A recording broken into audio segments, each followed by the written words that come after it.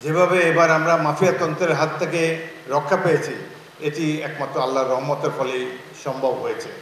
যে অত্যাচার নির্যাতন বিভিন্ন বাহিনীর সহায়তা নিয়ে শেখ হাসিনা চালিয়েছে দেশের মানুষের উপরে অকল্পনীয়। পৃথিবীর নিষ্ঠুরতম শাসক এই শেখ হাসিনা। তারা যেভাবে বাংলাদেশের প্রত্যেকটি প্রতিষ্ঠানকে ধ্বংস করে গিয়েছেন, সুতরাং আগামীতে যে দলটি রাষ্ট্র ক্ষমতায় আসবে জনগণের সম্মতি নিয়ে, তাদেরকে অনেক ব্যতিক্রম ধর্মী উদ্যোগ নিতে হবে। দুর্নীতিকে দূরে রাখতে হবে।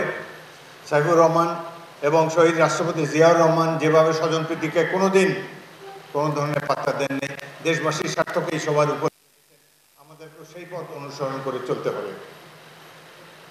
সিলেট অঞ্চলের লোক সাধারণত অনেক ভদ্র নম্র। আগে সিলেটি ভাষা বুঝতে পারতাম না। কানাইঘাট জয়ের পর কানাইঘাট থেকে আমরা যে সিলেটের এমসি কলেজ পর্যন্ত এই যে কয়েক মাইলের সফর 5 দিনে 71 সালের ডিসেম্বর মাসে আমরা এই পথ চা বাগানের ভিতর দিয়ে জঙ্গল কেটে কেটে কেটে কেটে অগ্রসর হয়েছি। আমরা 1200 সৈনিক ছিলাম। আমাদের নেতৃত্বে ছিলেন মেজর জিয়াউর রহমান, জেড ফোর্সের অধিনায়ক।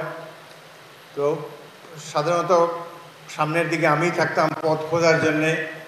জনবিরল এলাকা, কোনো মানুষজন পাওয়া যায় না। একটা দুটো লোক পেলে তাকে ধরতাম, জিজ্ঞেস করতাম সিলেট শহর কোন দিকে। যদিও আমাদের ম্যাপ আছে, চা বাগানের মধ্যে ম্যাপ রিডিং করা খুব ডিফিকাল্ট। তো তাদেরকে জিজ্ঞেস করতাম যে ভাই সিলেট কোন দিকে। তো ওই লোক যে কি বলতো সিলেটি ভাষা তো বুঝি না। আমাদের মধ্যে একজন ছিল সিলেটি লোক, ক্যাপ্টেন নূর। তাকে পিছন থেকে বেতার সেটের মাধ্যমে ডাকিয়ে এনে তো সে ইন্টারপ্রেটার হিসেবে আমাদের বোঝাতো সিলেট এখন এই দিকে যেতে হবে। তো আল্লাহর কি কুদরত, দেশ স্বাধীন হওয়ার পর এখন সুনামগঞ্জের সাথে আত্মীয়তার ফলে সকাল বিকাল খালি সিলেটি কথা শুনি। যাই হোক, আমি সিলেটি ভাষায় পারদর্শী, ভালো কথাও বলতে পারি, 2-4টা গালিও শিখেছি। তো যাই হোক, আজকে সাইফুর রহমান সাহেব থাকলে আমরা আরও সমৃদ্ধ হতাম।